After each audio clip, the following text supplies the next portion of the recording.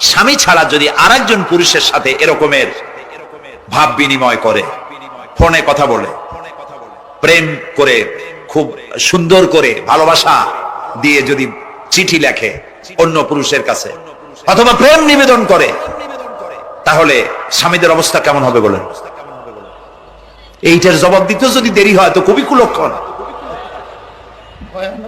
হ্যাঁ, ভয়ানক হবে, ভয়ানক হয়ে যাবে। নিজের চরিত্র যতই যা হোক, বউর চরিত্র ভালো চাই।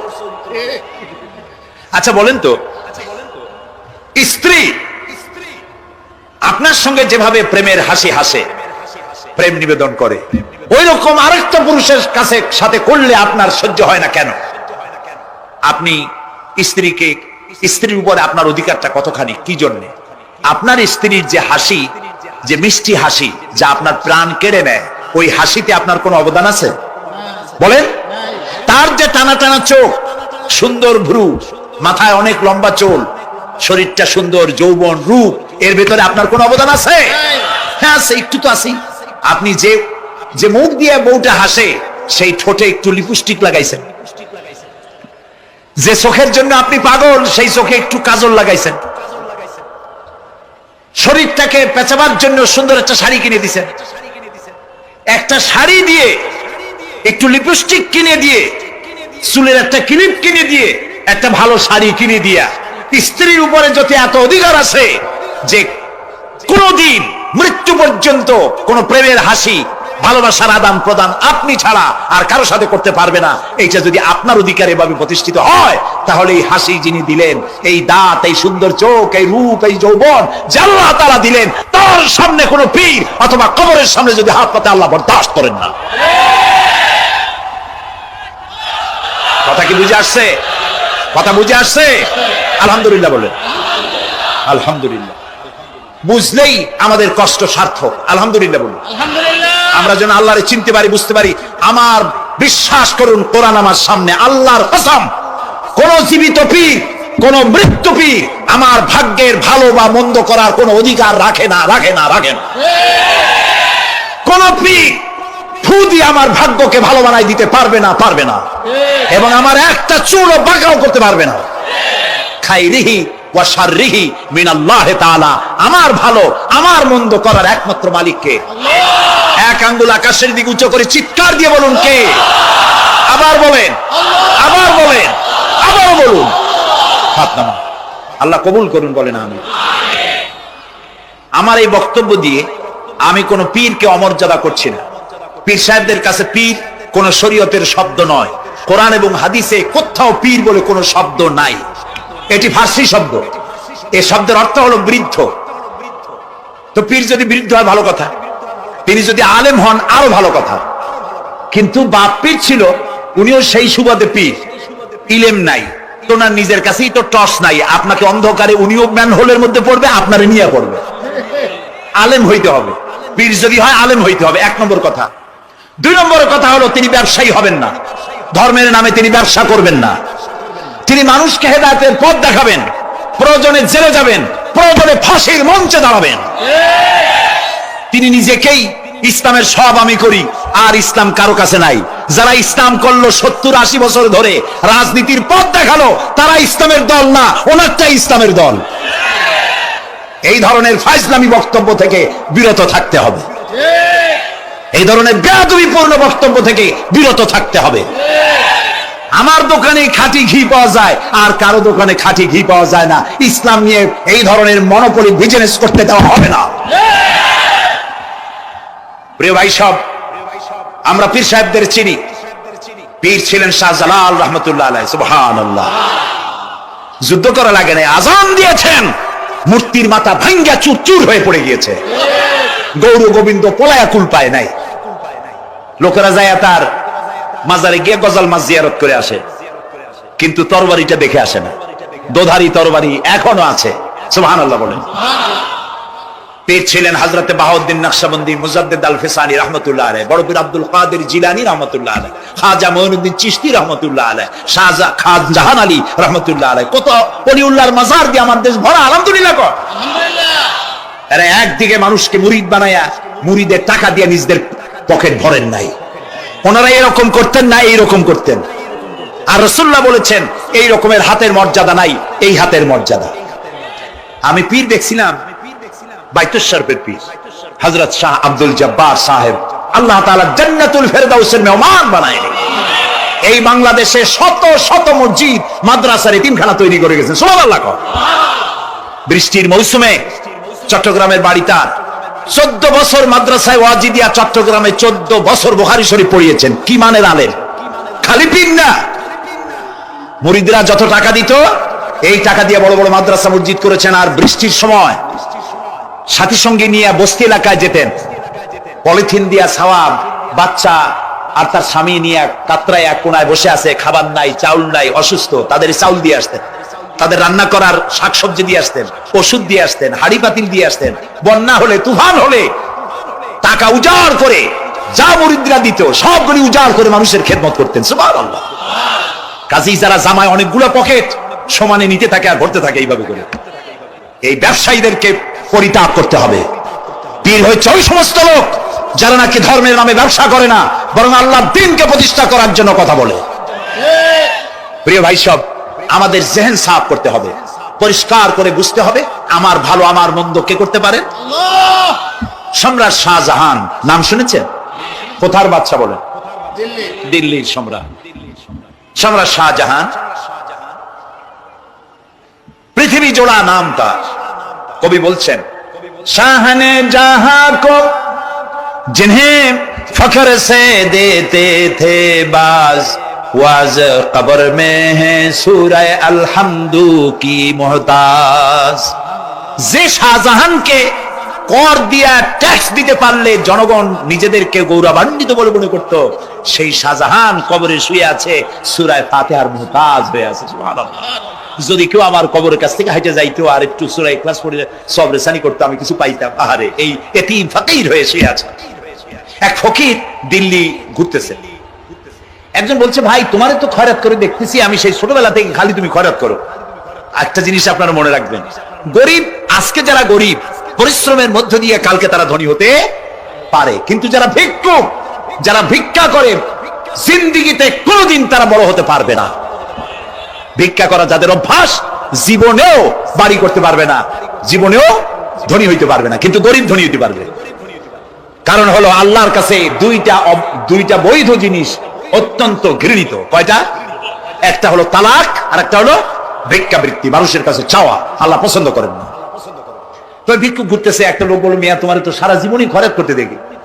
খরচ করবো না, করবো কি? যার কাছে যাই সে দেয় 4 আনা 2 আনা 1 টাকা, এর বেশি তো দেয় না। তেদি আমি কেমনে বড় লোক? কয় যে তুমি বাদশার চোখে দেখো না, বাদশার চোখে দেখো না। কয় বাদশার কাছে কি আমার মতো লোক যাইতে পারে নাকি? কল না, যাইতে হবে, যাও। বাদশা একবার যাবা, এমন দেওয়া দেবে জীবনে আর তোমার খরচ করা লাগবে না। পাতি শিয়ালের পিছনে ঘুরে তো লাভ নাই, পাতি শিয়ালে খায় মুরগি, তোমার একটা ঠ্যাং দেবে, দাঁতের খেলালের কাজ হবে না। বাঘের পিছনে ঘোরো, বাঘে খায় গরু আর হরিণ, একটা রান দিলে তুমি 1 সপ্তাহ খাইতে পারবে। কাজে ঘুরতে গিয়েও বোঝা উচিত কার সাথে ঘুরি। তো বলছে বাদশার কাছে যাও, তো বাদশারে পাবো কই? কই তো দেখলাম কেবল মসজিদে ঢুকলো।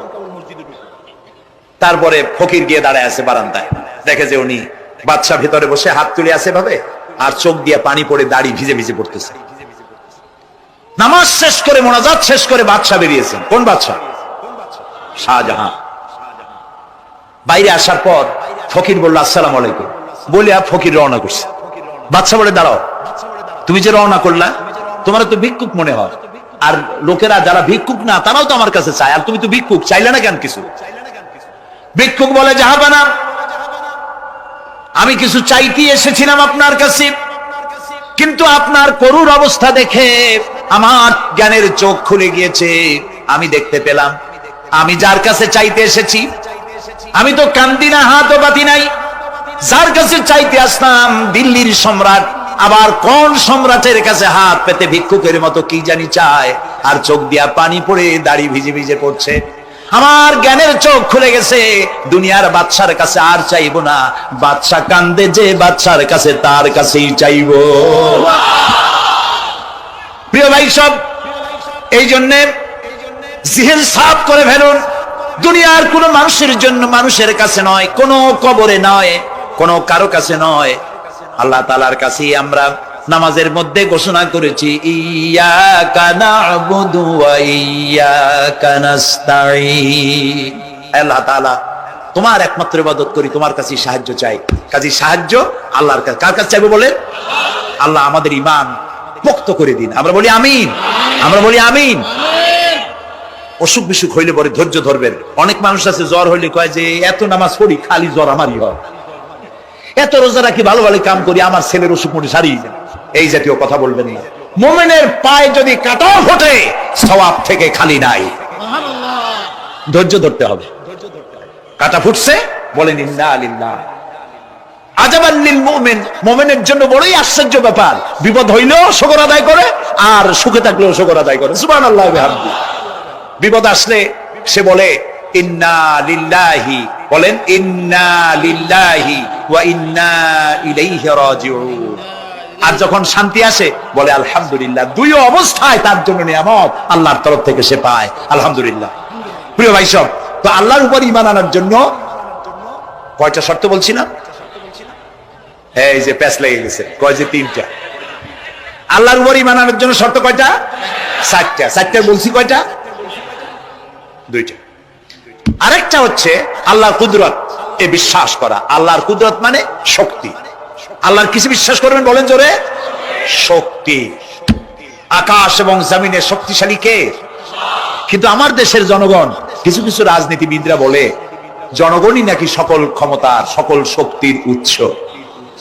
কি পাগল! তুমি ক্ষমতার উৎস? নাকের মধ্যে ময়লার দাঁতে ছাটা, পেটের মধ্যে দুর্গন্ধ ভরা, ক্ষমতার উৎস। আশ্চর্য কথা। এই যে ক্ষমতার উৎস, হাজার হাজার লোক এখানে বসা, দুইটা ভাউয়া ব্যাংক যদি দুই কোণা দিয়ে ঢোকে, ভাউয়া ব্যাংক চেনেন? বিগ সাইজের ব্যাংক, দুইটা যদি দুই দিক দিয়ে ঢোকে লাফাইতে লাফাইতে, সামনে যারা আছে আপনি লাফাবে। অন্তত টঙ্গী তামিরুল মিল্লাত মাদ্রাসা ছাড়াইয়া তারপরে ফিরে তাকায় বলবে ভাই আমরা দৌড়াই কেন?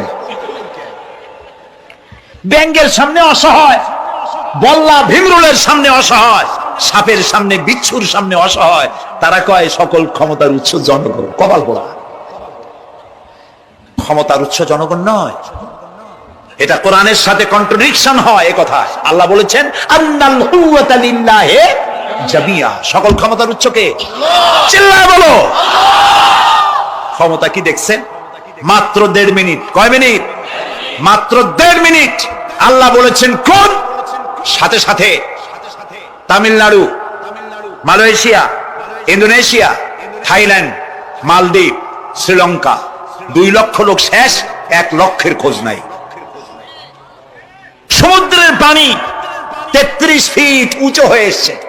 সুবহানাল্লাহ কই দিচ্ছে করে না? বিজ্ঞানীরা বলেছেন ভারত মহাসাগরের তলদেশে ফাটল ধরেছে, ওর কয়েক কিলোমিটার নিচে ভূমিকম্পের উৎপত্তি হয়েছে। ভারত মহাসাগরের পানি 3 হাত না 4 হাত? কত কিলোমিটার আল্লাহ জানে। এই কয়েক কিলোমিটার নিচে যে মাটি, সেই মাটিরও কয়েক কিলোমিটার নিচে ভূমিকম্পের উৎপত্তি। এখান থেকে ভূমির কম্পন হয়েছে, সেই ভূমিকম্পে সমস্ত মহাসাগরের মধ্যে, ভারত মহাসাগরের মধ্যে জলকম্পন শুরু হয়েছে। পানির কম্পন, মাটির কম্পন একসাথে। 33 ফিট উঁচা, মানে 4 তলা বিল্ডিং এর মতো উঁচু হয়ে আসছে পানি।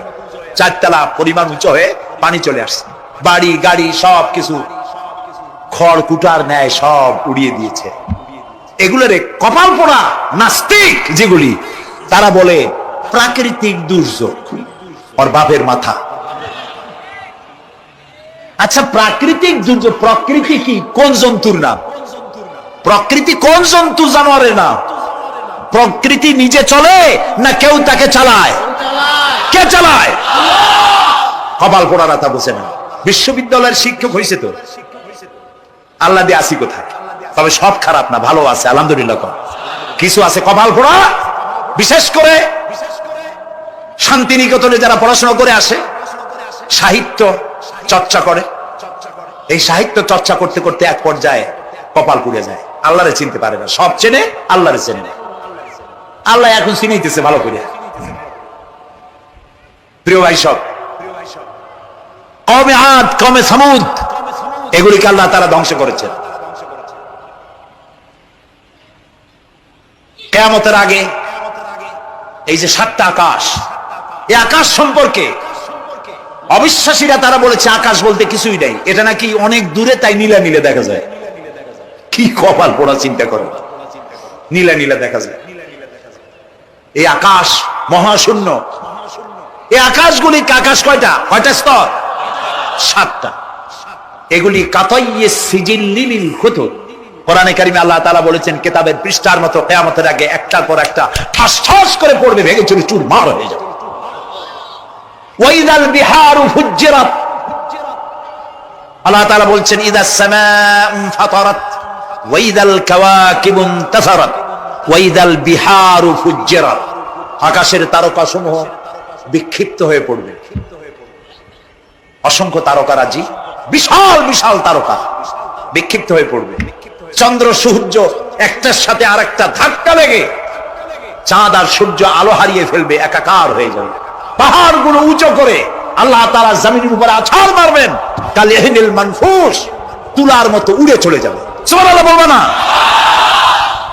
কত বড় শক্তি আল্লাহ পাকের। ওয়াইদাল বিহারু ফুজ্জিরাত, সমুদ্র সমূহ বিদীর্ণ হয়ে যাবে।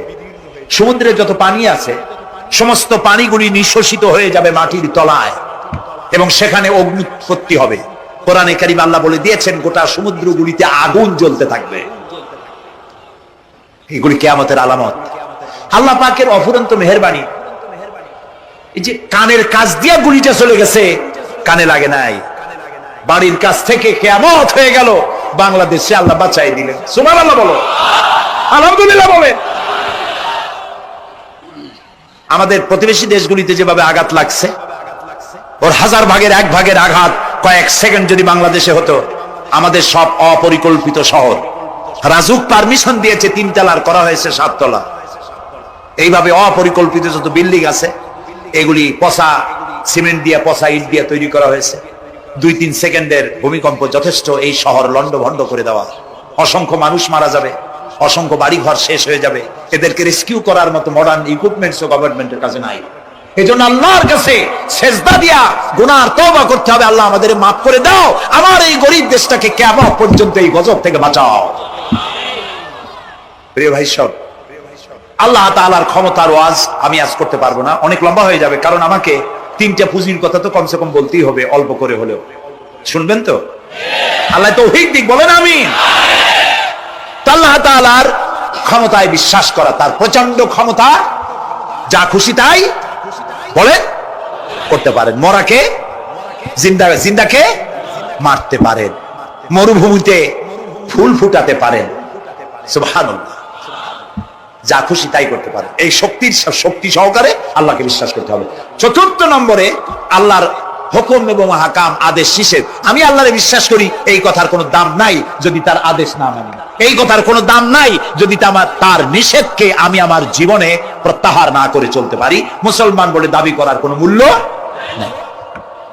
একদিকে নামাজ পড়ি, আর একদিকে ওজনে কম দেই, খাদ্যে ভেজাল দেই, বেপরদা করি, মিথ্যা কথা বলা হয়, ওজনে কম দেয়, খাদ্যে ভেজাল দেয়, জমিনের আইল ছাড়ে, আমানতের খেয়ানত করে।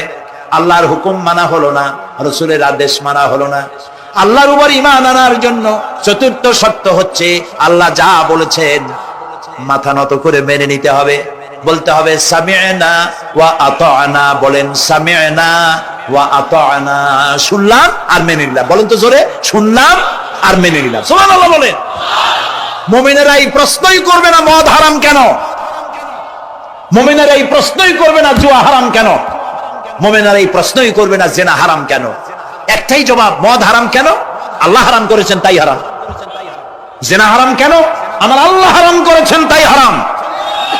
জুয়া হারাম কেন? আমার আল্লাহ হারাম করেছেন তাই হারাম। কোন যুক্তি নাই। যুক্তির, আল্লাহর নিষিদ্ধ জিনিসে যুক্তি তালাশ করে কেবলমাত্র শয়তান। আল্লাহর আদেশ নিষেধের যুক্তি তালাশ করে কে? শয়তান। মুমিনের কাজ হলো সামি'না, বলেন, ওয়া আতা'না, শুনলাম আর মানলাম, বাস, শেষ কথা, খালাস। এই গেল 4টি শর্ত পুরো হয়ে গেছে। এই 4টি শর্ত যদি পূরণ করতে পারি তাহলে আল্লাহরে বিশ্বাস করছি এটা প্রমাণিত হবে, এটা জাস্টিফাই হবে, এটা সত্যতা প্রমাণ হবে যদি আল্লাহ হুকুম মতো। 1 নম্বরে হলো, আমি আবার কথাটা প্যাকেট করে দিই, যাতে করে আপনারা বাড়ি নিয়ে যাইতে পারেন। আল্লাহর উপরে ঈমান এনেছি এই কথাটাকে কমপ্লিট করার জন্য শর্ত কয়টা? 4টা। 1 নম্বরে আল্লাহর অস্তিত্বে বিশ্বাস, বলেন আল্লাহর অস্তিত্বে বিশ্বাস। 2 নম্বরে আল্লাহর গুণাবলীতে বিশ্বাস। 3 নম্বরে আল্লাহর ক্ষমতায় বিশ্বাস। 4 নম্বরে আল্লাহর আদেশ এবং নিষেধে বিশ্বাস, মান্য করে চলা। আল্লাহ যেন এই তৌফিক আমাদের দেয়, বলেন আমিন। আল্লাহ রাব্বুল আলামিন দুনিয়ায় শান্তি, আখিরাতে জাহান্নাম থেকে মুক্তি দেওয়ার জন্য আল্লাহ পাক আমাদেরকে একটা ব্যবসার কথা বলেছেন। ওই ব্যবসায় পুঁজি কয়টা? বলেন। 3টা পুঁজি বলছি। কয়টা? দেখেন যে কেমনি পেঁয়াজ লাগে। বলছি মাত্র একটা, সে একটা ডাল বাইর করছি 4টা। এবার আসেন মূল পয়েন্টে। এবার দ্বিতীয় পয়েন্ট, রাসূলের প্রতি ঈমান। আমরা তো রাসূলের প্রতি ঈমান আনছি কিনা বলেন? রাসূলের প্রতি ঈমান এনেছি। আমাদের এই ঈমান যথেষ্ট নয়, কারণ আমাদের ঈমান হলো রবিউল আউয়াল মাসে ঈমান তাজা হয়, ঠিক না? ঠিক না? রবিউল আউয়াল মাস যখন আসে, ব্যানারটা নাই, শামিয়ানাটা নাই, রাস্তাগুলিতে ফ্ল্যাগ লাগাই আর আলোক সজ্জা করি। মন্ত্রীরা আসেন, নেতারা আসেন, সিরাতুন নবী মাহফিলে দাঁড়ায় বলেন নবীর আদর্শ অনুসরণ করা ছাড়া উপায় নাই। অথচ ওনার পা থেকে শুরু করে মাথা পর্যন্ত নবীর আদর্শ নাই। আবার এই নেতা রামকৃষ্ণ মিশনে, রামকৃষ্ণ পরমহংসদেব তার মঞ্চে গিয়ে বলেন রামকৃষ্ণের নীতির ছাড়া বিকল্প কিছুই নেই। আবার গৌতম বুদ্ধের জন্মবার্ষিক উদযাপনের জন্য সেখানে গিয়ে বলেন গৌতম বুদ্ধের অহিংস নীতি অনুসরণ করা ছাড়া জাতির জগন্নাথ হওয়ার আর কোনো পথ নেই। যেখানে যায় সেই জায়গার গুলি ধরে। রবিউল আউয়াল মাস আসতে বলেন, আলোকসজ্জা করে ইয়া নবী সালামু আলাইকা, ইয়া রাসূল সালামু আলাইকা। এরপরে গরম গরম জিলাপি রাসূলুল্লাহকে বুঝায় দেওয়া হলো, হে রাসূল আপনি তাকিয়ে দেখেন কত মহব্বত আপনারে করি। আপনার মহব্বতের জন্য আমাদের শহরের কোন মিষ্টির দোকানে আর মিষ্টি নাই, সব আমরা খাইয়া শেষ করছি। এই হলো মহব্বত। এই মহব্বতে এই ঈমানে কাজ হবে না। এই ঈমানে বলে কাজ হবে না। কোন ঈমানে কাজ হবে? রাসূলের প্রতি ঈমানের অর্থ কি? এর অর্থ হচ্ছে নবী করিম সাল্লাল্লাহু আলাইহি ওয়াসাল্লাম আমাদের রাসূল, আমাদের নেতা। আমাদের রাসূল আমাদের নেতা, আমরা তার উম্মত, তার অনুসারী। অনুসারীর কাজ কি? নেতার পূর্ণাঙ্গ অনুসরণ করণ। রাসূলুল্লাহর আনুগত্য করতে হবে। এটা কে বলেছেন? আল্লাহ রাব্বুল আলামিন সূরা আলে ইমরানের মধ্যে বলেছেন, কুল ইন কুনতুম তুহিব্বুনাল্লাহ ফাত্তাবিউনি ইউহিব্বুকুমুল্লাহ ওয়া ইয়াগফির লাকুম যুনুবাকুম আল্লাহু গফুরুর রহিম। হে নবী আপনি বলুন, তোমরা যদি আল্লাহকে ভালোবাসো তাহলে তোমার কাজ হচ্ছে, তোমরা যদি আল্লাহকে ভালোবাসো তাহলে তোমরা আমার আনুগত্য করো, আমার অনুসরণ করো। কার? রাসূলের। বলেন কার? রাসূলের অনুসরণ যদি তোমরা করো, খেয়াল করে শুনতেছেন তো? আল্লাহ তাআলা বলছেন নবী আপনি বলেন তোমরা যদি আল্লাহকে ভালোবাসো, তোমাদের এই দাবি যদি সত্য হয় তাহলে আমার অনুসরণ করো, আমার আনুগত্য করো। আমার অনুসরণ, আমার আনুগত্য করলে পরে তোমাদেরকে আল্লাহ রাব্বুল আলামিন ভালোবাসবেন এবং তোমাদের तमाम জিন্দেগীর সমস্ত গুনাহ খাতা আল্লাহ তাআলা maaf করে দিবে। আমরা কি গুনাহ maaf করাইতে চাই? বলেন চাই? আসুন রাসূলের আনুগত্য করুন। রাসূলের আনুগত্য কি রকম? রাসূল যেভাবে মুছ কাটছে আমরা সেইভাবে মুছ কাটবো। তিনি দাড়ি যেভাবে রাখছেন আমরা সেইভাবে রাখবো। তিনি চুল কাটছেন যেভাবে সেইভাবে করব। তিনি পায়ের নখ, হাতের নখ যেভাবে কাটছেন সেইভাবে করব। তিনি যেভাবে বিবাহ করেছেন সেই সুন্নত অনুযায়ী বিবাহ, তিনি যেভাবে দেশ চালাইছেন সেইভাবে দেশ চালাবো। রাসূলের অনুসরণের অর্থ শুধু এই নয় যে তিনি যেভাবে সুরমা লাগাইছেন আমি ওইরকম সুরমা দেব, তিনি যেভাবে কদু খাইছে আমিও কদু খাবো, এটা নয়। এটা নয়, শুধু রাসূলের আনুগত্য হবে মুরগির ফার্ম থেকে শুরু করে জাতিসংঘ পর্যন্ত, জীবনের সব ক্ষেত্রে। আর বিশ্বাস করতে হবে তিনি শেষ নবী, তারপরে আর কোন নবী আসবে। আল্লাহ রাব্বুল আলামিন সূরা আহজাবের মধ্যে বলেছেন, মা কানা মুহাম্মাদুন আবা আহাদিম মির রিজালিকুম ওয়ালাকির রাসূলুল্লাহি ওয়া খাতামান নাবিয়্যিন। মুহাম্মদ সাল্লাল্লাহু আলাইহি ওয়াসাল্লাম তোমাদের কোন পুরুষদের পিতা নন, তিনি আল্লাহর রাসূল এবং তাকে দিয়ে নবুয়তের মিশনকে খতম করে দেওয়া, কমপ্লিট করে দেওয়া হয়েছে। আর কোন নবী, রাসূলুল্লাহ বলেছেন লা নবিয়্যা বাদি ওয়ালা রাসূল, আমার পরে আর কোন নবী আসবে না, রাসূল আসবে না। কথা বুঝে আসছে? আল্লাহর নবীর পরে আর কোন নবী হবে না। আল্লাহর নবী বলেছেন একটি ইমারত তৈরি করে তার ভিতরে একটা ইট যদি খালি থাকে, একটি ইটের জায়গা যদি শূন্য থাকে, তাহলে সকলের চোখে ধরা পড়বে। ওই ইটখানা দিলে পরে বিল্ডিংটা কমপ্লিট হয়ে যায়। নবুয়তির যে ইমারত আল্লাহ তৈরি করেছিলেন, ওর ভিতরে একটা ইটের অভাব ছিল। আল্লাহ পাক আমাকে দিয়ে সেই শূন্য জায়গা পূরণ করে দিয়ে নবুয়তের মিশনকে কমপ্লিট করে দিয়েছে। রাসূলুল্লাহ বলেছে আমার পরে আর কেউ নবী হবে না। পৃথিবীর সব মুসলমানদের আকীদা মুহাম্মদ সাল্লাল্লাহু আলাইহি ওয়াসাল্লামের পরে যদি কেউ নবুয়তের দাবি করে সে কাফির, হাজার বার কাফির। তাকে যারা নবী মানবে তারাও। রাসূলুল্লাহ বলেছেন আমার পরে 30 জন মিথ্যেবাদী নবুয়তের দাবি করবে। তার মধ্যে একজন তো দাবি করছে রাসূলের জীবদ্দশায়, একটা ছিল মেয়ে লোক আর একটা ছিল পুরুষ। পুরুষটার নাম ছিল মুসাইলামা কাযযাব, নামই ছিল কাযযাব। কাযযাব মানে মিথ্যাবাদী। দেখছেন অবস্থা, নামই মিথ্যাবাদী। উম্মতেরা কইল যে আপনি তো একজন নবী, আমরা সৌভাগ্য আর দুর্ভাগ্য হোক আপনার নবী বলে মানলাম। মুহাম্মদ সাল্লাল্লাহু আলাইহি ওয়াসাল্লামের কাছে প্রায় জিবরাইল আসে আর ওহী আনে, আর আপনি আমাদের কোনো ওহী দিতে পারলেন না পর্যন্ত। কয় যে কেবল না নবী হইলাম, অপেক্ষা করো, ওহী আসবেন। বেশ কিছুদিন যাওয়ার পর খুব চিন্তা ভাবনা করে কয় যে ওহী একটা আসছে। উম্মতেরা সব দৌড়ে আসছে, কি ওহী? কয় যে এইমাত্র শেষ রাত্রে জিবরাইল আসছিল, আইসা আমারে কয়ে গেল একটা সূরা নাজিল করলেন। সূরাটা কি? ইন্না আতাইনাকাল আকাক ফাসাল্লি লিরাব্বিকা ওয়াজআক ইন্না শানিয়াকা হুয়াল আবলাগ। উম্মতেরা কয় সর্বনাশ, এই সূরা পড়তে গেলে তো আমরা কাইসা পড়ে যাব। এর অর্থ তো খুব বিকায়দা। কি কি সূরা নাজিল হলো আপনার উপরে? ইন্না আতাইনাকাল আকাক মানে আমি তোমাকে হুতুম পেশা দান করেছি, সুতরাং তুমি তোমার প্রভুর উদ্দেশ্যে নামাজ পড়ো আর চিৎকার মারো, কারণ তোমার শত্রুরা সাদা এবং কালো বর্ণের। আমরা তো আগামাথা কিছু বুঝলাম না, কি ওই? আচ্ছা ঠিক আছে, পয়গম্বর মুহাম্মদ সাল্লাল্লাহু আলাইহি ওয়াসাল্লামকে তার উম্মতেরা নিয়ে যায় তাদের বাগানে, মাঝে মধ্যে নিয়ে যায়। নিলে পরে যে কুয়ায় পানি থাকে না, শূন্য কুয়া পানিতে ভরে যায়। যে গাছতলা দিয়ে তিনি হেরে যান, যে খেজুর গাছে খেজুর নাই, সেই গাছতলা দিয়ে রাসূল হেরে গেলেন, গাছে ফল ধরে যায়। আপনি তো এরকম কিছু দেখাইতে পারেন না। তোমরা তো আমার নেও না, চলো না যাই। নিয়ে গেছে, যাই দেখে যে কুয়ার পার দিয়ে যায়, যে কুয়ায় পানি থাকে তা থাকে শুকায় যায়। যে গাছতলায় দিয়ে যায় ওই গাছে খোরমা থাকলে সাথে সাথে খরুগুড়ি ঝরে যায়। উম্মতের কয় কি একটা কপাল পড়ো, নবী পাইলাম ভাগে। আল্লাহ তারে শেষ করছে, দুনিয়া থেকে জাহান্নামে চলে গেছে। সেই মহিলাটাও গেছে, সেও গেছে। রাসূলুল্লাহ বলেছেন এইরকম 30 জন মিথ্যাবাদী নবুয়তের দাবি করবে কিয়ামতের আগ পর্যন্ত। গোলাম আহমদ কাদিয়ানী, এ হলো ইতিহাসে আমরা যদ্য পাই তার পর্যন্ত 28 জন হয়েছে। মুহাম্মদ সাল্লাল্লাহু আলাইহি ওয়াসাল্লামের ইন্তেকালের পর ওকে নিয়ে হয়েছে 28 জন। কয়জন হইল? বাকি আছে কয়জন? তাই বলে কিয়ামত যে এই 2 জন হইলি আগামী বছর বা 5-6 বছরের মধ্যে কিয়ামত হবে ওইটা চিন্তা করেন না। এই পৃথিবীতে একটা লোক আল্লাহ শব্দ উচ্চারণ করার যদি থাকে, কিয়ামত সে পর্যন্ত হবে না। সুতরাং বহু দেরি আছে কিয়ামতে। তবে ওর মতো আরো শয়তান 2 জন আসবে। গোলাম আহমদ কাদিয়ানী বলল আমি পয়গম্বর, আমি নবী, আমার উপরে ওহী আসে। তো তার সঙ্গে ওই যুগের বড় আলেম মাওলানা আতাউল্লাহ শাহ বুখারী রাহমাতুল্লাহ আলাইহি, তিনি বললেন আচ্ছা তুমি যে নবুয়তের দাবি করো, এই শক্তি তুমি পাও কই?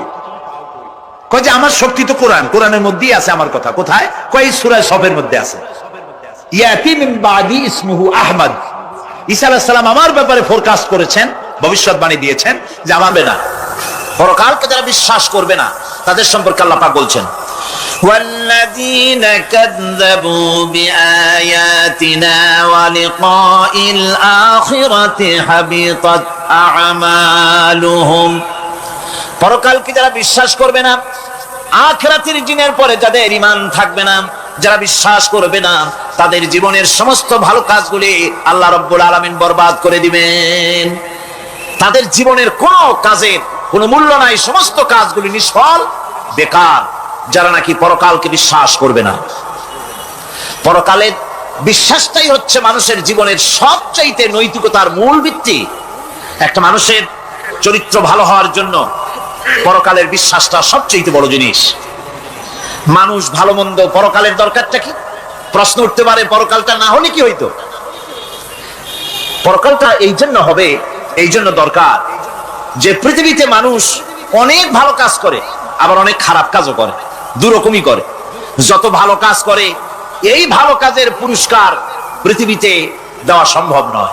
একটা মানুষ এত ভালো কাজ করলো, নামাজ পড়লো, রোজা রাখলো, হজ করলো, যাকাত দিল, তারপরে আল্লাহর দ্বীন প্রতিষ্ঠার জন্য কষ্ট করলো, জেল খাটলো, জরিমানা দিল, ফাঁসির মঞ্চে চড়লো, তার এত ভালো কাজের পুরস্কার এই পৃথিবীতে দেওয়া সম্ভব নয়। এজন্য এমন একটা সময় দরকার যেখানে এগুলির এই বিরাট একটা লম্বা সময় তাকে পুরস্কার দেওয়া যায়, সেজন্য পরকালের প্রয়োজন। আবার পৃথিবীতে এমন বহু লোক আছে যারা এত অন্যায় করে যে অন্যায়ের শাস্তি পৃথিবীতে এই সীমিত সময় দেওয়া সম্ভব নয়। যেমন দৃষ্টান্ত দিতে গিয়ে আমি বলি যে একটা মানুষ যদি একটা মানুষকে হত্যা করে, তাহলে আপনি তাকে ওই একটা হত্যার বিনিময়ে তাকেও আপনি হত্যা করলেন, তাকেও ফাঁসি দিয়ে দিলেন। কিন্তু একটা মানুষ যদি লক্ষ লক্ষ মানুষ হত্যার কারণ হয়, একটা মানুষ যদি অনেকগুলি মানুষ মারে, তাহলে অনেকগুলি মানুষ মারার শাস্তি তো একটা জীবনের উপরে আপনি দিতে পারেন না। তাকে তো, তার জীবন তো একটাই, তার জীবন কয়টা? একটা গুলি করলেন, ফাঁসি দিয়ে দিলেন, তার একটা জীবন গেল। কিন্তু সে তো মেরেছে অনেক, তার কারণে তো লক্ষ লক্ষ মরছে। কাজে এই শাস্তি পৃথিবীতে দেওয়া সম্ভব নয় বলে এমন একটা জায়গা দরকার যেখানে এই ধরনের বড় রকমের শাস্তি, দীর্ঘমেয়াদী শাস্তি দেওয়া যায়, শরীরটাও সেরকমের বানানো যায়, এই ধরনের করে একটি জায়গা দরকার। সেই জায়গার নাম হচ্ছে পরকাল, সেই জায়গাটার নাম হচ্ছে আখিরাত। এই জন্য কমন সেন্সের, সাধারণ জ্ঞানের দাবিও পরকাল প্রয়োজন। আর পরকালের ভিত্তিতেই মানুষের চরিত্র গঠন হতে পারে। মনে করেন একজন অফিসার, তিনি জানেন তাকে দেখার কেউ নাই, তার যা খুশি তিনি তা করতে পারেন, তার পেছনে কোনো গোয়েন্দা বিভাগের লোক লাগানো নাই। এই চিন্তা যদি তার থাকে, তাহলে ঘুষের টাকা খাওয়া, স্বজন প্রীতি করা তার জন্য কি অসম্ভব না সম্ভব? খুবই সম্ভব। আরেকজন অফিসার, তিনি যদি জানেন যে না, আমাকে দেখার মতো লোক আছে, আমার পেছনে গোয়েন্দা বিভাগের লোকেরা কাজ করতেছে, আমার কোন জিনিসই এড়িয়ে যাবে না, এই চিন্তা যদি থাকে, তাহলে এই দুইজন অফিসারের আচরণ এক হবে? কখনই হবে না। একজনের আচরণ হবে খুবই সংযত, আরেকজনের আচরণ হবে খুবই অসংযত। সুতরাং পরকালে যে বিশ্বাসী ব্যক্তি, সে ব্যক্তি চুরি, ডাকাতি, জেনা, ব্যভিচার, হত্যা, ধর্ষণ ইত্যাদি থেকে তিনি হবেন মুক্ত। আর যে ব্যক্তি পরকালকে বিশ্বাস করবে না, তার দ্বারা হবে না এমন কোনো কাজ নাই, সবকিছুই তার দ্বারা সম্ভব। এরপরে আল্লাহ পাক বলছেন যে পরকাল বিশ্বাস মানুষকে দায়িত্ববান বানায় দেয়। পরকালের বিশ্বাস মানুষকে কি বানায়? দায়িত্ববান বানায়। যেহেতু তোমার তো খালি খালি সৃষ্টি করা হয় না। আল্লাহ রাব্বুল আলামিন কোরআনে কারীমের মধ্যে বলছেন, আফাহাসিবতুম আন্নামা খালাকনাকুম আবাসা ওয়া আন্নাকুম ইলাইনা লা তুরজাউন। লোকেরা কি ভেবেছে? তোমরা কি এটাই মনে করেছো যে আমি তোমাদেরকে এমনি এমনি সৃষ্টি করেছি আর তোমাদেরকে আমার কাছে ফিরে আসতে হবে না? এটাই কি ভেবেছো তোমরা?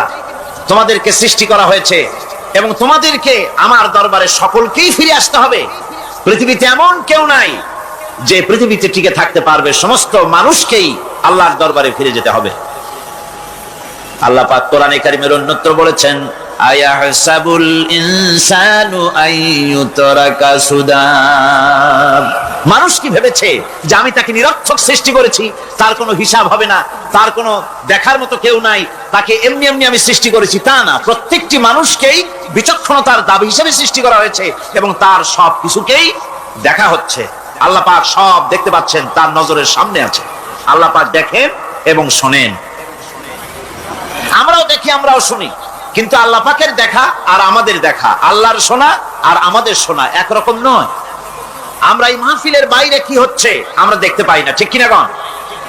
রাতের বেলায় আমরা আমাদের নিজেদেরকেও দেখি না, এমনকি আমরা আমাদের পেছনে কি হয়, পিছনে কি আছে তাও দেখি না। আপনারা যে আমার সামনে বসে আছেন, আপনাদের পেছনে লোকটা কি করতেছে তা আপনি দেখতে পাচ্ছেন। মেঘ হলে মেঘের উপরে কি হয় দেখতে পাই না, কুয়াশার মধ্যে দেখতে পাই না, গাছের আড়ালে কি দেখতে পাই না, পাহাড়ের আড়ালে কি দেখতে পাই না। তারপরে শোনার ব্যাপারে একটা নির্ধারিত এলাকার আওয়াজ আমাদের কানে আসে, এর বাইরের কিছু আমরা শুনতেও পাই না। আল্লাহ রাব্বুল আলামিনের কি এরকম অবস্থা নাকি? কি বলেন, এরকম অবস্থা? আল্লাহ সব দেখতে পান, সব শুনতে পান, এমন তার চোখের সামনে কোন অবস্ট্রাকশন নাই, তার চোখের সামনে কোন জিনিস অন্তরায় হয়ে দাঁড়াতে পারে না, কেউ কোন জিনিস তার চোখের সামনে বাধার সৃষ্টি হতে পারে না। তাকে কেউ দেখতে পারে না, কিন্তু তিনি সবাইকে দেখতে পান। লা তুদরিকুহুল আবসার, তাকে কোন দৃষ্টিশক্তি তাকে দেখতে পাবে না, সমস্ত দৃষ্টিশক্তিকে তিনি দেখবেন, কিন্তু তাকে কেউ দেখতে পারবে না। সুবহানাল্লাহ ওয়া বিহামদিহি।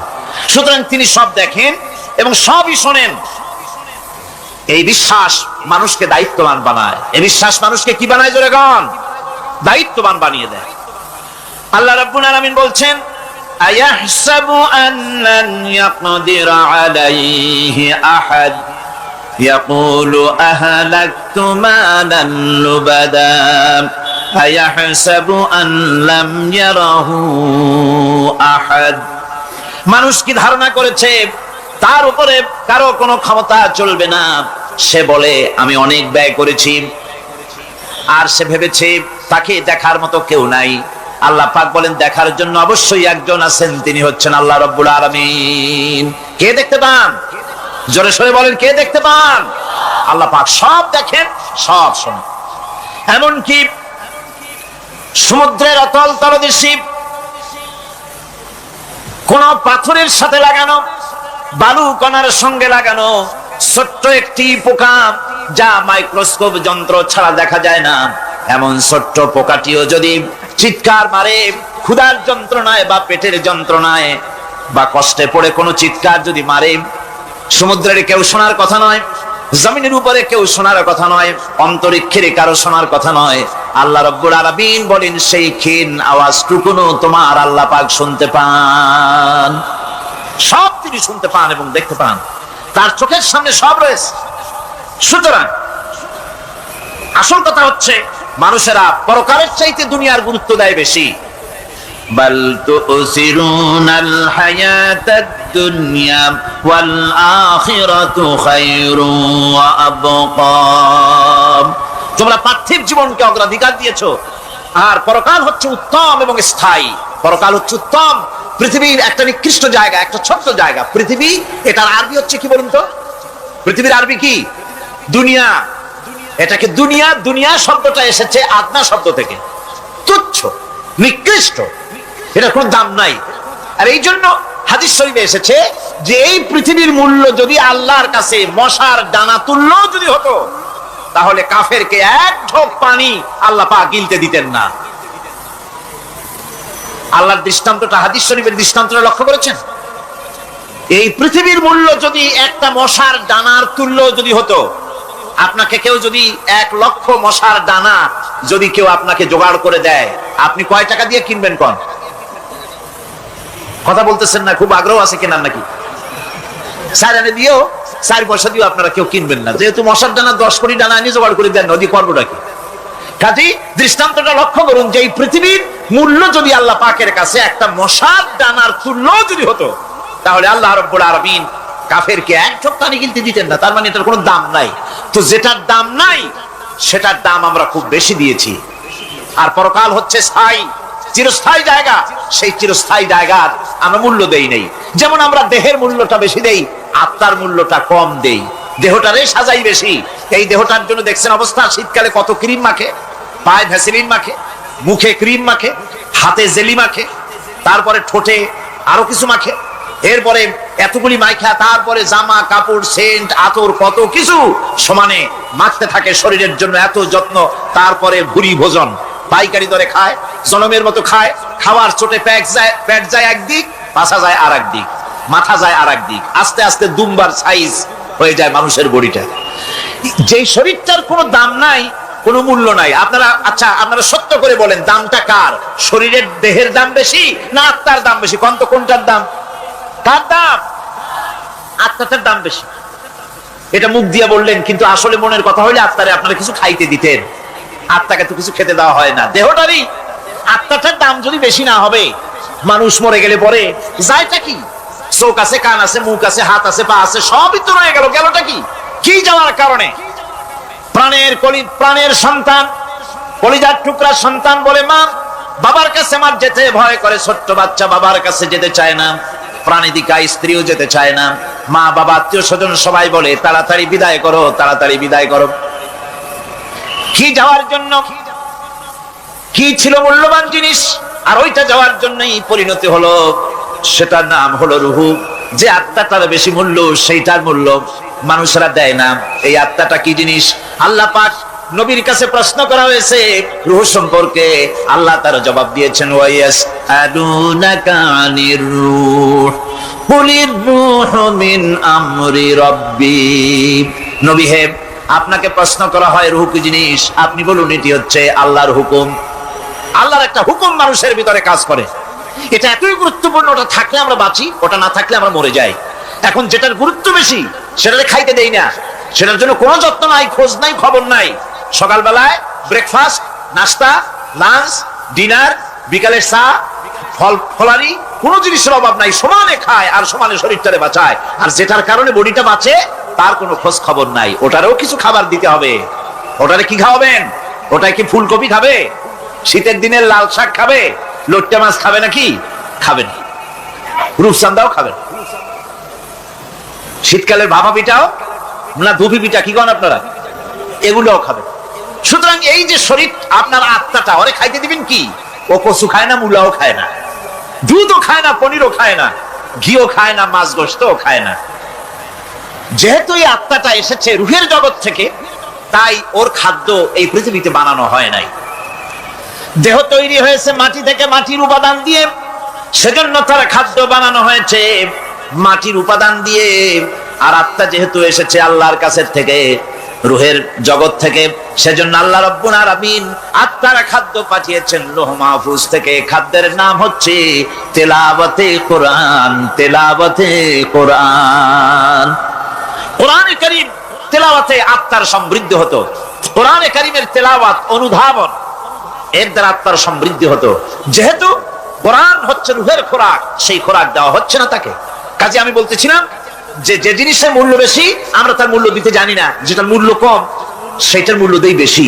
অনুরূপ ভাবে এই পৃথিবীর কোন দাম নেই, আল্লাহ পাক বলছেন সেই জিনিসটার মূল্য আমরা বেশি দিলাম, আর পরকালের চিন্তা আমাদের দিল থেকে উবে গেল।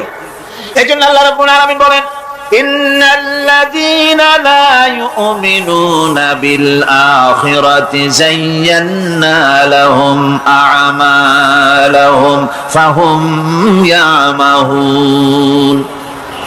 যারা পরকালের প্রতি ঈমান আনে না, পরকালকে যারা বিশ্বাস করে না, তাদের ক্রিয়াকাণ্ডকে তাদের কাছে চিত্তাকর্ষক বানায় দেওয়া হয়।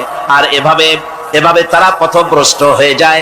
দুনিয়া তাদের কাছে বেশি মজা লাগে, দুনিয়াটা বেশি ভালো লাগে। ভাই হুজুর, তাফসীরের মাহফিল ভালো লাগে, আবার যখন কীর্তন শুনতে যাই, সিনেমা দেখতে যাই, তাও খারাপ লাগে না, তাও ভালো লাগে। মিলাদ শরীফও ভালো লাগে, কীর্তনও ভালো লাগে, ওয়াজ মাহফিলও ভালো লাগে, গানও ভালো লাগে, সিনেমাও ভালো লাগে। এই যে দুই জিনিস ভালো লাগে, এটা হলো মুনাফিকি রোগ। এটা কি রোগ বলেন না সবাই? এটা কি রোগ? মুনাফিকি রোগ। ঈমানের স্বাদ যখন নষ্ট হয় তখন এই অবস্থার সৃষ্টি হয়। বিষাক্ত সাপ যখন মানুষকে দংশন করে, রাতের অন্ধকারে বিষাক্ত সাপে মানুষকে দংশন করেছে, ওঝা আনা হলো। ওঝা এসে সর্বপ্রথম টেস্ট করবে যে সাপটা কি বিষাক্ত না এমনি সাধারণ সাপে তাকে দংশন করেছে, সাপটা কি ধরনের। এটা টেস্ট করার জন্য সাপে কাটা রোগীর মুখে ওঝা মুখের মধ্যে খুব ঝাল মরিচ অথবা লবণ এটা দেয়। দিলে পরে সে যদি বলে পানি পানি লাগে, খুব ঝালওয়ালা মরিচ কিন্তু মুখে পানি পানি লাগে, বুঝতে হবে বিষাক্ত সাপে কামড়িয়েছে।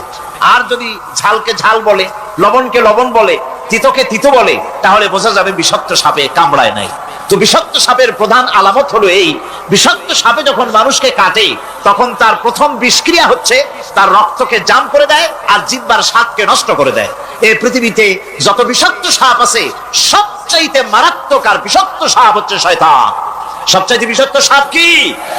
এই শয়তান যাকে ওয়াসওয়াসা দেয়, শয়তান যাকে দংশন করে, শয়তান যারে ফুটবল বানাতে পারে, সর্বপ্রথম তার ঈমানের স্বাদ নষ্ট করে দেয়।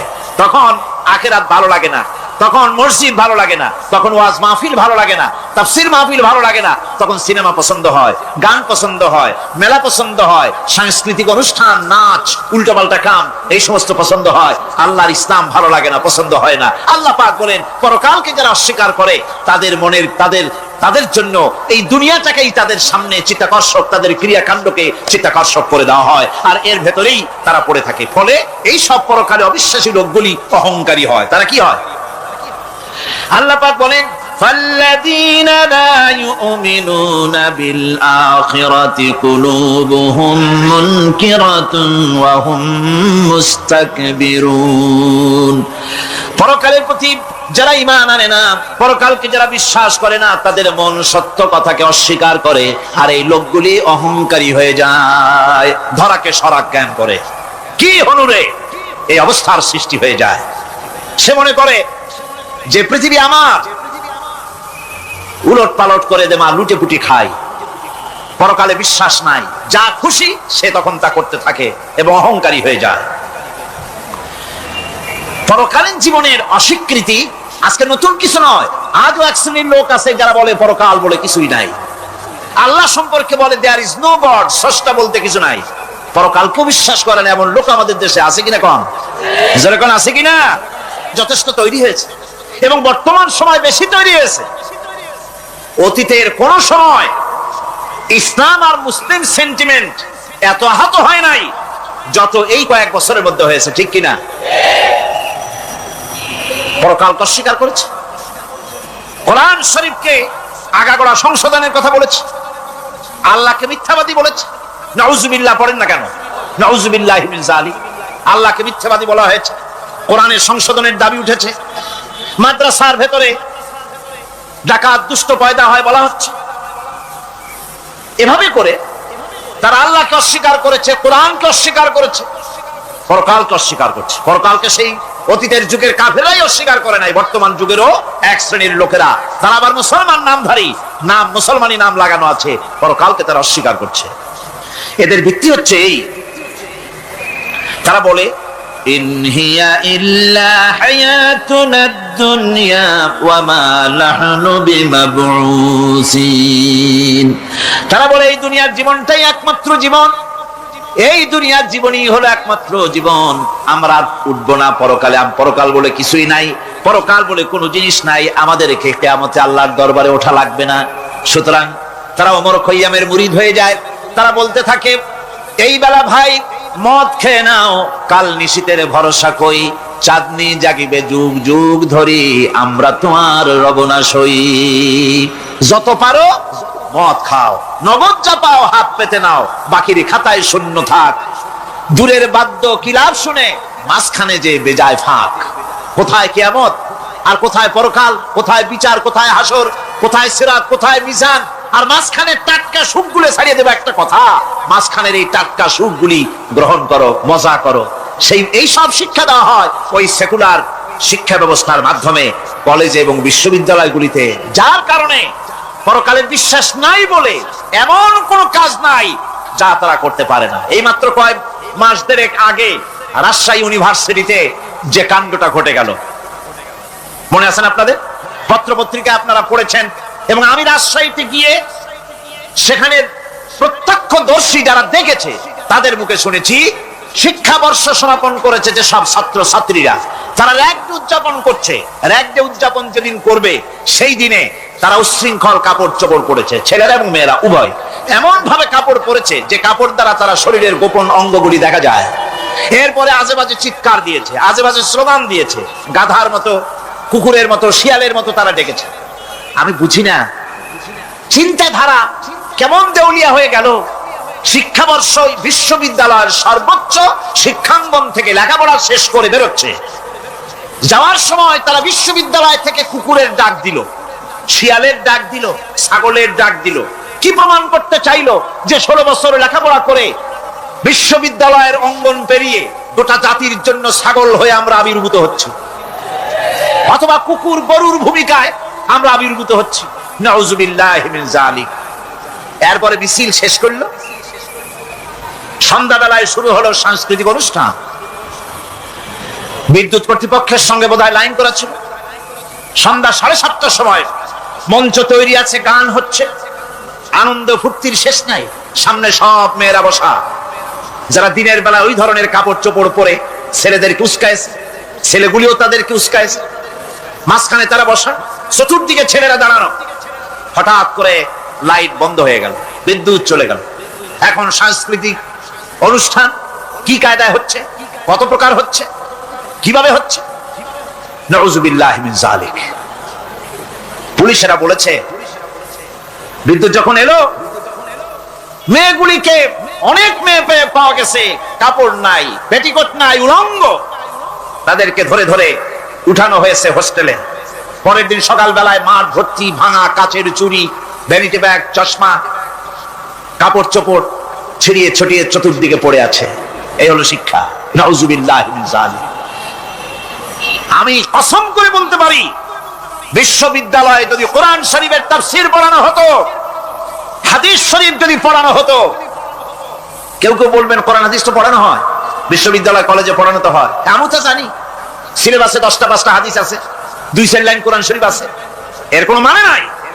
মাদ্রাসায় যেমন পড়ানো হয় 30 পারা কোরআনের তাফসীর, রাসূল করিম সাল্লাল্লাহু আলাইহি ওয়াসাল্লামের হাদিস যেমন পড়ানো হয়, এইভাবে করে যদি বিশ্ববিদ্যালয়ে কোরআন হাদিস পড়ানো হতো, আল্লাহর কসম বাংলাদেশের বিশ্ববিদ্যালয়গুলি গোটা জাতিকে চোর, গুন্ডা, বদমাশ, ডাকাত উপহার দিত না, উপহার দিত শাহজালাল।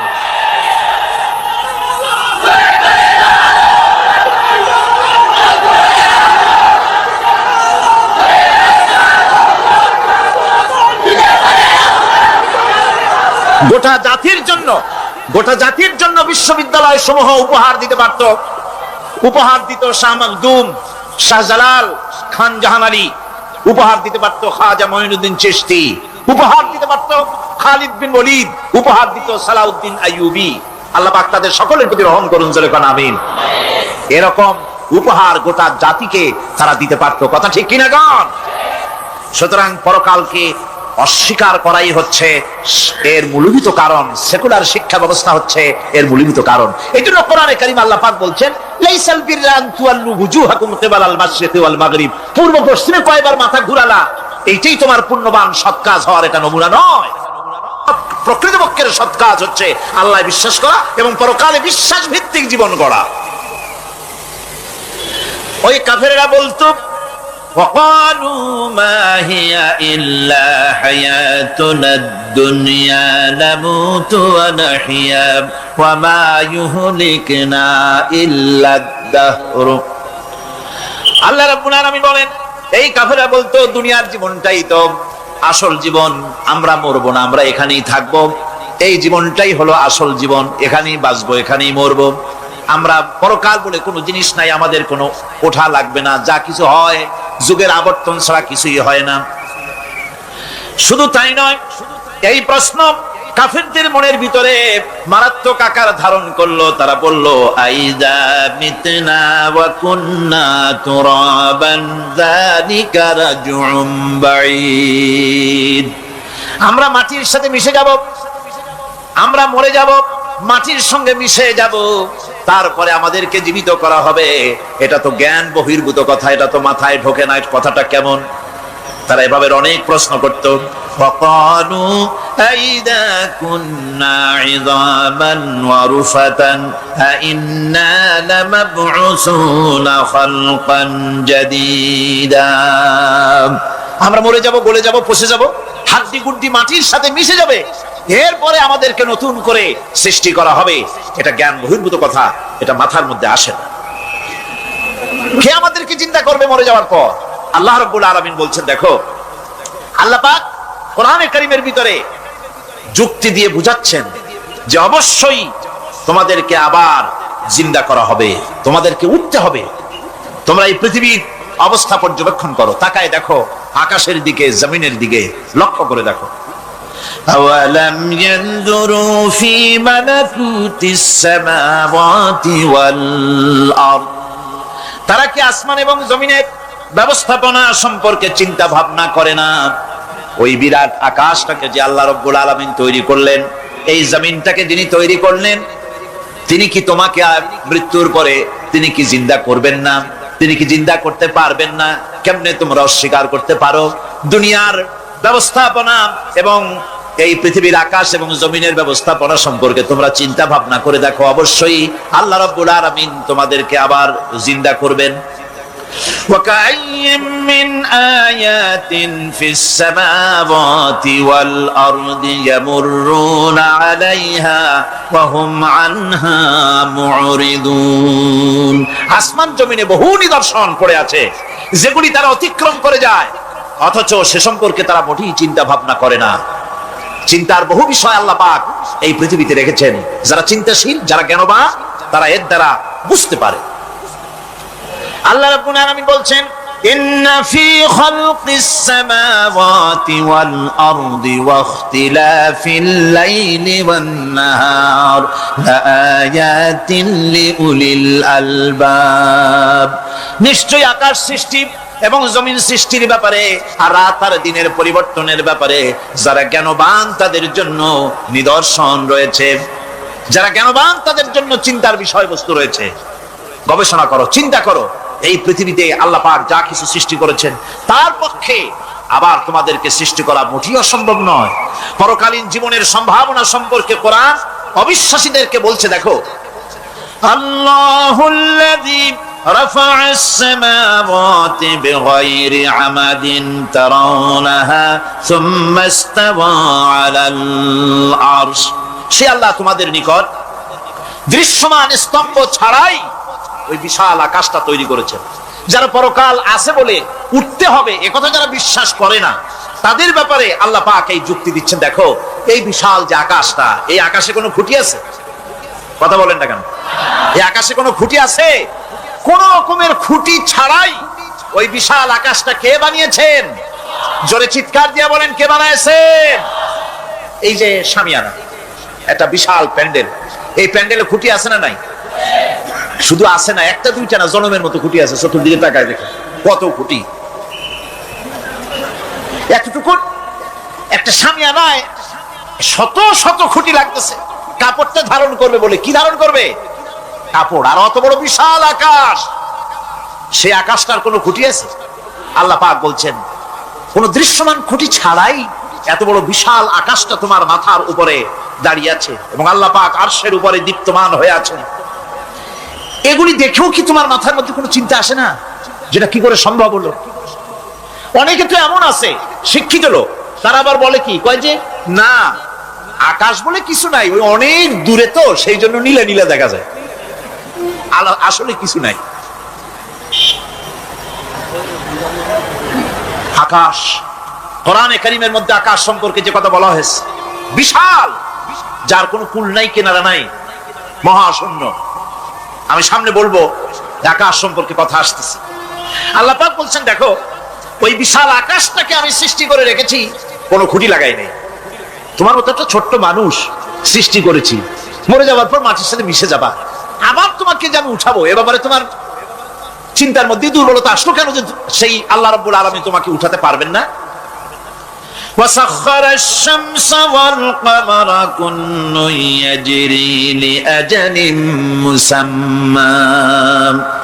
তিনি চন্দ্র সূর্যকে আজ্ঞাবর্তী করেছেন, প্রত্যেকেই তার নির্দিষ্ট সময় সীমা মতো চলাফেরা করতেছে। তুমি তো ছোট একটা মানুষ, অত বড় বিশাল সূর্যটা, বিরাট চন্দ্রটা, সব গতিমান, আল্লাহর হুকুমে সব চলাফেরা করতেছে, কথা ঠিক কিনা? এই সবগুলি আল্লাহ রাব্বুল আলামিন দুনিয়ার মানুষের সামনে তুলে ধরেছেন। তাকায় দেখো, নজর করে দেখো, এই সুন্দর করে জমিন ও আসমানকে সৃষ্টি করেছি, চাঁদ সূর্যকে সৃষ্টি করেছি। এবার লক্ষ্য করো, আনতুম আশাদ্দু খালকান আমিস সামাউ বানাহা। তোমাদের সৃষ্টি করা বেশি কঠিন না ওই বিশাল আকাশটাকে তৈরি করা বেশি কঠিন? কোনটা বেশি কঠিন? অত বড় বিশাল আকাশটাকে যিনি সৃষ্টি করলেন, তিনি তোমার মতো মানুষকে সৃষ্টি করতে পারবেন না? বাদ যিনি একবার বিনা মডেলে তোমাকে তৈরি করলেন, আল্লাহ কি সুন্দর দৃষ্টান্ত দিচ্ছেন, আনতুম আসাদ্দু খালকান আমিস সামাউ বানাহা। তোমারে কঠিন তৈরি করা বেশি কঠিন, ওই বিশাল আকাশটাকে বেশি তৈরি করা বেশি কঠিন? অত বড় বিরাট জিনিসটাই তো আল্লাহ তৈরি করে ফেলেছেন, বিশাল আকাশ, মহাশূন্য। আর সেই মহাশূন্যের তুলনায়, মহাবিশ্বের তুলনায় পৃথিবী কত ছোট। আমাদের সবচাইতে কাছে। বিজ্ঞানীরা হয়রান হয়ে যাচ্ছে আকাশের চিন্তা করে, মহাকাশ চিন্তা করে, প্রমাণ নয়, হয়রান হয়ে যাচ্ছে। আমাদের সবচাইতে নিকটতম যে গ্যালাক্সিটা আছে, এই গ্যালাক্সিটার ব্যাস হচ্ছে, যেটা সবচাইতে ছোট, গরিব গ্যালাক্সি। এটা বিজ্ঞানীরা বলেছে গরিব গ্যালাক্সি, দিনহীন। এই গরিব গ্যালাক্সি যেটা আমাদের সবচাইতে নিকটে, পৃথিবীর সবচাইতে কাছে, এর ব্যাস হচ্ছে, এর পরিধি হচ্ছে 1,00,000 আলোকবর্ষ সমান। 1,00,000 আলোকবর্ষ। প্রতি সেকেন্ডে আলোর গতি কত? 1,86,000 মাইল প্রতি সেকেন্ডে।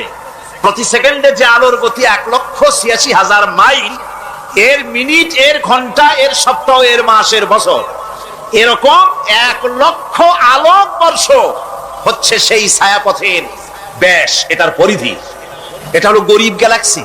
আর এই গ্যালাক্সিতে বাস করে 10,000 কোটি তারকা। বিজ্ঞানীরা বলছেন যে তারকাগুলি সূর্যের চাইতে লক্ষ কোটি গুণে অনেক বড়। সুবহানাল্লাহ। তাহলে মহাকাশ সম্পর্কে চিন্তা করে মানুষ আজ অবাক হয়ে যাচ্ছে, চিন্তা হয়রান হয়ে যাচ্ছে। বার্টন রাসেল তিনি বলেছিলেন স্রষ্টার স্রষ্টাকে, স্রষ্টার স্রষ্টাকে। এর জবাব আরেকজন বিজ্ঞানী লিখেছেন যে স্রষ্টার স্রষ্টাকে এই চিন্তা তো সৃষ্টিতে করতে পারবে না। স্রষ্টার কোন স্রষ্টা নাই। পৃথিবীতে যত স্রষ্টা আছে, মাইক যে তৈরি করেছে সেও একজন স্রষ্টা, ঠিক কিনা কোন কথা বুঝেন তো আমার? মাইক যে তৈরি করেছে সেও একটা স্রষ্টা, ওই প্যান্ডেল যে তৈরি করেছে সেও একটা স্রষ্টা, চেয়ার টেবিল যে সৃষ্টি করেছে সেও একটা স্রষ্টা। কিন্তু এরা কেউ পূর্ণাঙ্গ স্রষ্টা নয়, কারণ এই মাইকটা তৈরি করার যত উপাদান, সমস্ত উপাদান আল্লাহ রাব্বুল আলামিনের তৈরি করা। কথা ঠিক কিনা? তুমি শুধু অ্যাসেম্বল করেছো, তুমি শুধু এগুলোকে এক জায়গায় করেছো। তোমার বাপেরও ক্ষমতা নেই লোহা তৈরি করা। পারবা লোহা তৈরি করতে? আরে কথা কন না কেন মিয়া সাহেব? পারবেন লোহা তৈরি করতে? পারবেন একটা বাঁশ বানাইতে? বাঁশ হোক, লোহা হোক, যা সব বাদ দেন, মাথার একটা চুল বানাইতে পারবেন? পাট দিয়া, রং দিয়া পর চুলা বানাইতে পারবেন, কিন্তু চুলের মতো করে একটা চুল বানাইতে পারবেন না। মানুষের শরীরের রক্তের মতো করে 1 ফোঁটা রক্ত মানুষের শরীরের বাইরে বানান তো দেখি। তাহলে মানুষের যখন রক্তের প্রয়োজন হয়, তখন মানুষের কাছ থেকে রক্ত ধার নেওয়া লাগতো না, ফ্যাক্টরিতে রক্ত তৈরি হয়ে থাকতো, কোনো অসুবিধা হতো না। 1 ফোঁটা রক্ত বানানোর শক্তি গোটা পৃথিবীর মানুষের না। সুতরাং তোমরা স্রষ্টা হলেও তোমরা হচ্ছ নাকেশ স্রষ্টা। ধার করো, অন্যের জিনিস ধার করে বানাও। মুকাম্মাল স্রষ্টা হচ্ছেন কে? আসল স্রষ্টা কে? এরকম বললে হবে না, গায়ের সমস্ত শক্তি দিয়ে বলেন আসল স্রষ্টা কে? ওই বিজ্ঞানী বলছেন যে বার্টন রাসেল বলছে স্রষ্টার স্রষ্টাকে। স্রষ্টার স্রষ্টা তুমি খুঁজে পাবে না, তোমার মাথায় ঢুকবে না। আগে সৃষ্টি চিন্তা করো।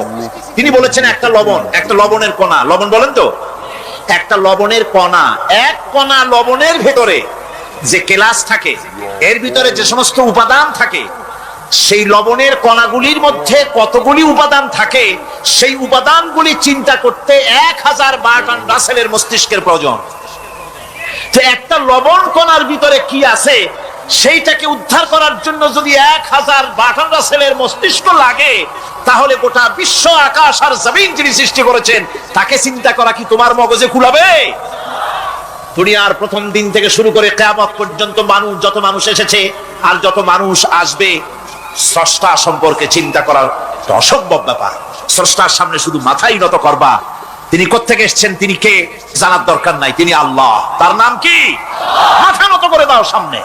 তিনি আল্লাহ, সর্বশক্তিমান, আল্লাহ রব্বুল ইজ্জত ওয়াল জালাল। তিনি ছিলেন, তিনি আছেন, তিনি থাকবেন। তিনি অনন্ত, তিনি অসীম, তিনি চিন্ময়, তিনি অব্যয়, তিনি অক্ষয়, তিনি শাশ্বত, যার কোনো শুরু নাই, যার কোনো শেষ নাই। সুবহানাল্লাহ। সুতরাং সেই মহান আল্লাহ রাব্বুল আলামিন তিনি বলছেন, বান্দারা তোমারে বানানো কঠিন, না ওই বিশাল আকাশটা বানানো কঠিন? অত বড় বিশাল আকাশটাই তো আমি তৈরি করেছি। তোমার মৃত্যুর পরে তোমাকে জিন্দা করা মোটেই কোনো কঠিন ব্যাপার নয়, এটা খুবই সহজ। ভাইরা আমার, আল্লাহ সুবহানাহু ওয়া তাআলা পৃথিবীর মানুষকে এসব দৃষ্টান্ত দিয়ে সুন্দর করে মানুষকে বুঝাচ্ছেন, তিনি মানুষকে পরিষ্কার করে বুঝিয়েছেন। আল্লাহ পাক বলেন, এই পৃথিবীতে এসব প্রশ্নের চূড়ান্ত জবাব দিতে গিয়ে আল্লাহ পাক বলছেন, কুল ইউহিহাল্লাযী আনশাআহা আউওয়ালা মাররা ওয়া হুয়া বিকুল্লি খালকিন আলীম। বলে দাও, তোমাদের মৃত্যুর পরে সেই আল্লাহ রাব্বুল আলামিন তোমাদেরকে জিন্দা করবেন, যিনি তোমাদেরকে প্রথমবারে তৈরি করেছিলেন। প্রথমে যিনি সমস্ত জিনিস সৃষ্টি করেছেন, ওই আল্লাহ রাব্বুল আলামিন তোমাদেরকে আবার জিন্দা করবেন। আর এসব জিনিসকে খেল তামাশার বিষয়বস্তু করে তৈরি করা হয় নাই। সমস্ত জিনিসের পেছনে বিরাট উদ্দেশ্য কাজ করেছে, একটা লক্ষ্য নিয়ে, সামনে নিয়ে, উদ্দেশ্য নিয়ে আল্লাহ তৈরি করেছে। আল্লাহ পাক বলছেন, وَمَا خَلَقْنَا السَّمَاوَاتِ وَالْأَرْضَ وَمَا بَيْنَهُمَا لَاعِبِينَ। এই পৃথিবীতে আকাশ, ওই বিশাল আকাশ এবং জমিন এবং এর মধ্যস্থিত কোন জিনিসকে আমি খামোখা তৈরি করি নাই, খেল তামাশার বিষয়বস্তু হিসাবে তৈরি করি নাই। যারা নাকি জ্ঞানবান, যারা বুদ্ধিমান, তাদের সম্পর্কে আল্লাহ বলেন, আল্লাযীনা ইয়াযকুরুনাল্লাহা কিয়ামান ওয়া কুউদান ওয়া আলা জুনুবিহিম ওয়া ইয়াতাফাক্কারুনা ফি খালকিস সামাওয়াতি ওয়াল আরদ রব্বানা মা খালাকতা হাযা বাতিলা সুবহানাকা ফাকিনা আযাবান নার। যারা নাকি জ্ঞানবান, যারা চিন্তাশীল, যারা শুধু পাইকারি দরে খায় আর ঘুমায় না, যারা চিন্তা ভাবনা করে, তারা দাঁড়ানো অবস্থায়, বসা অবস্থায়, সব অবস্থায় আকাশ জমিন, রাত দিনের পরিবর্তন, মানব সৃষ্টি, এ সব কিছু চিন্তা গবেষণা করে বলে, রব্বানা মা খালাকতা হাযা বাতিলা, এ কোনো কিছুই তুমি নিরর্থক ভাবে সৃষ্টি করনি, সবগুলোই তুমি বিশেষ উদ্দেশ্য নিয়ে তৈরি করেছো। ফাকিনা আযাবান নার, সুতরাং আমাকে জাহান্নামের আগুন থেকে তুমি রক্ষা করো, আমাকে তুমি রক্ষা করো। আমরা সবাই বলি আমিন। চিন্তাশীল এবং গবেষক যারা, তারা এভাবে চিন্তা ভাবনার মাধ্যমে এ সব কিছু তারা বুঝতে পারে যে এই পৃথিবী খেল তামাশার বিষয় নয়। এই পৃথিবীকে আল্লাহ পাক এমনি এমনি তৈরি করেন নাই, দুনিয়ার মানুষগুলিকেও খামোখা সৃষ্টি করেননি, এর পেছনে বিরাট উদ্দেশ্য কাজ করেছে এবং আমাদের সকলকেই আল্লাহ রাব্বুল আলামিনের কাছে হাজির হতে হবে।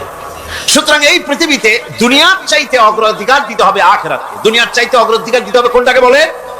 আখিরাতের অগ্রাধিকার দিতে হবে।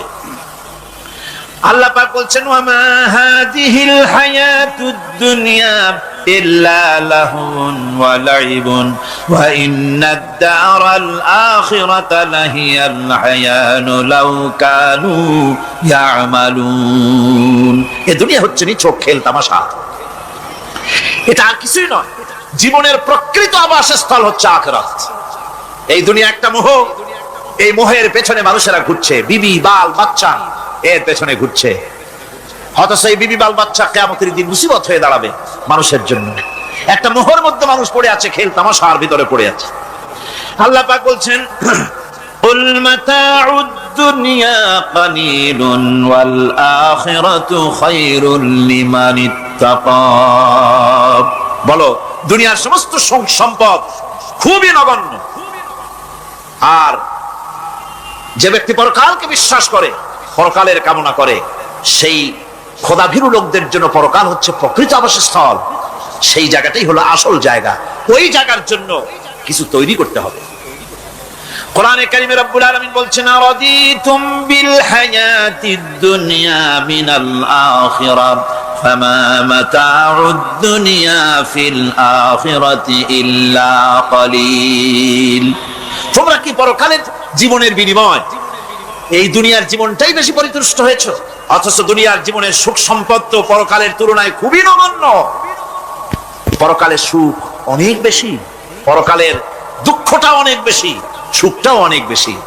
পরকালটা স্থায়ী, সুতরাং দুনিয়ার মোহে না পড়ে পরকালের জন্য জীবনটাকে পরকাল ভিত্তিক জীবন তৈরি করো।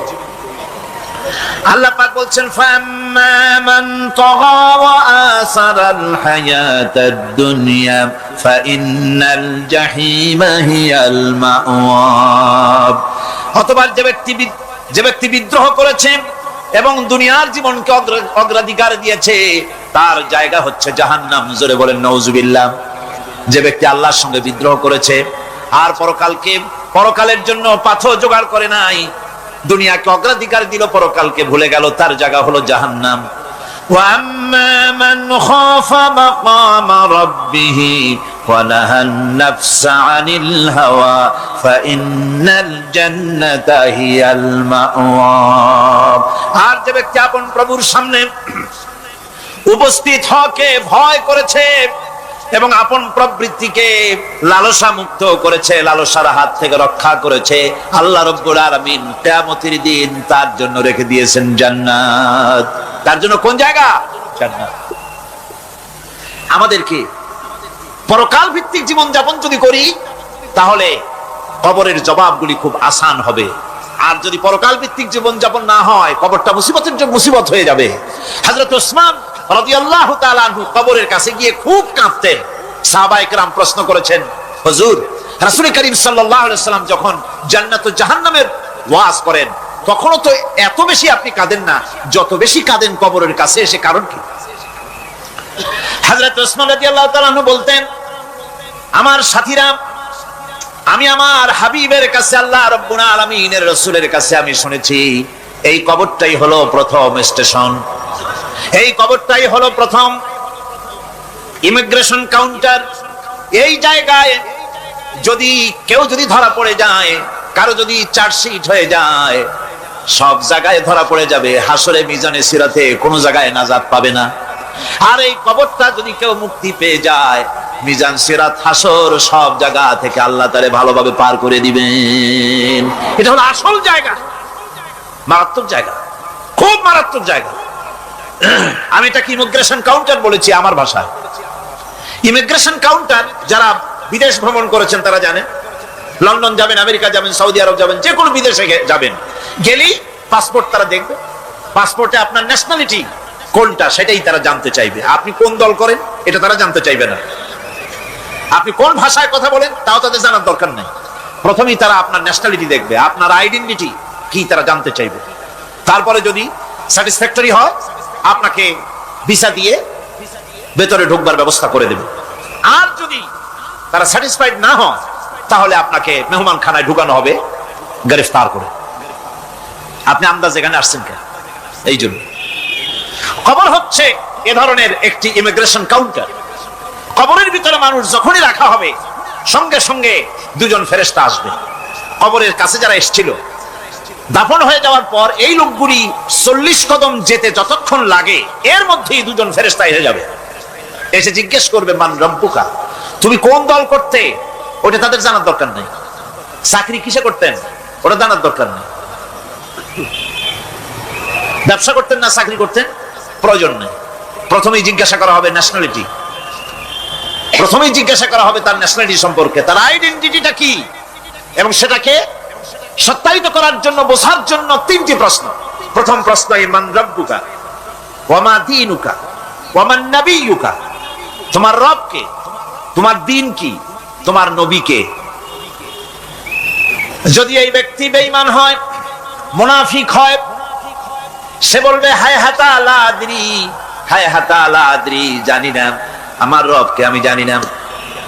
তোমার দিন কি, দিন কারে কয় বুঝি না। এরপরে আল্লাহর নবী জনাবে মুহাম্মদ রাসূলুল্লাহ সাল্লাল্লাহু আলাইহি ওয়াসাল্লামকে দেখানো হবে, বলা হবে মা কুনতা তাকুলু ফি হাদার রাজুল, এই ব্যক্তি সম্পর্কে তোমার ধারণা কি নিকে? বলবে আমি চিনি না। নাউজুবিল্লাহ। বাস, এরপরে তার যা হবার তাই শুরু হয়ে যাবে। আর যদি বান্দাটা মুমিন হয়, প্রশ্ন করা হবে মান রব্বুকা, জবাব দেবে রব্বি আল্লাহ, আমার রব আল্লাহ রাব্বুল আলামিন।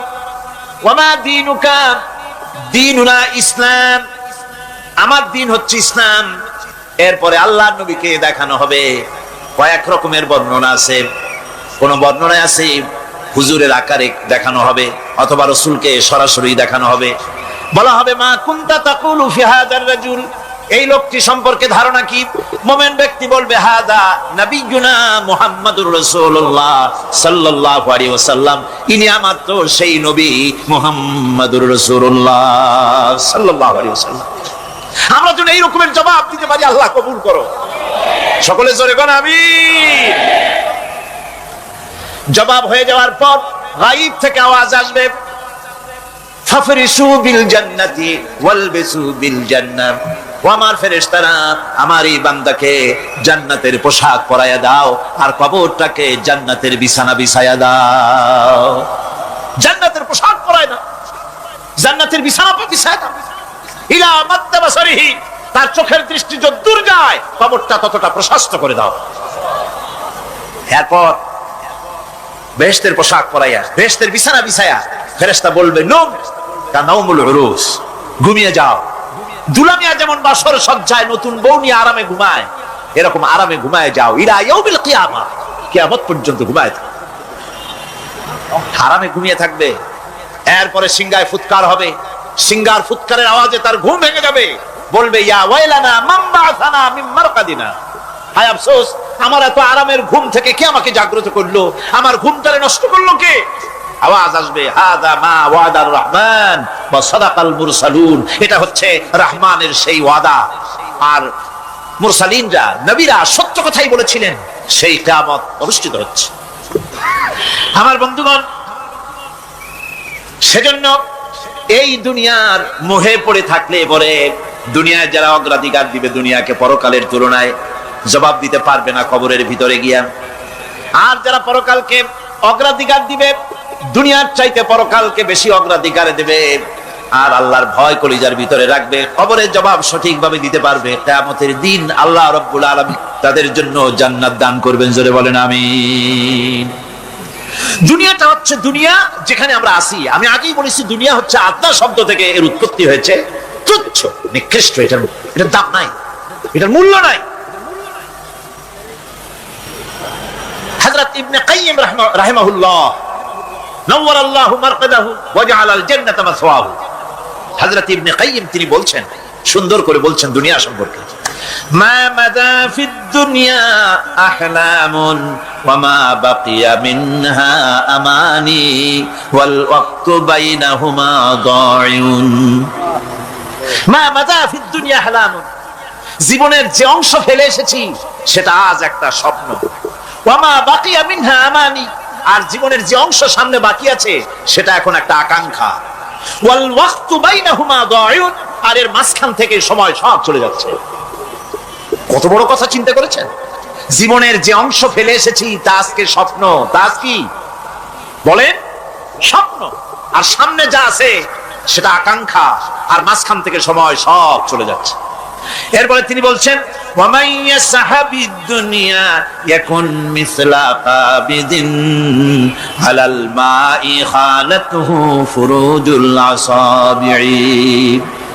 দুনিয়াদারের অবস্থা হচ্ছে এই, কেউ যদি দুই হাতে পানি খামসায় ধরে, দুই হাতে কি ধরছে বলেন? দুই হাতে পানি খামসায় ধরেছে, খুব মজবুত করে ধরেছে, দুই মুঠ পানি, বলেন থাকবে কতটুকু? কতটুকু থাকবে?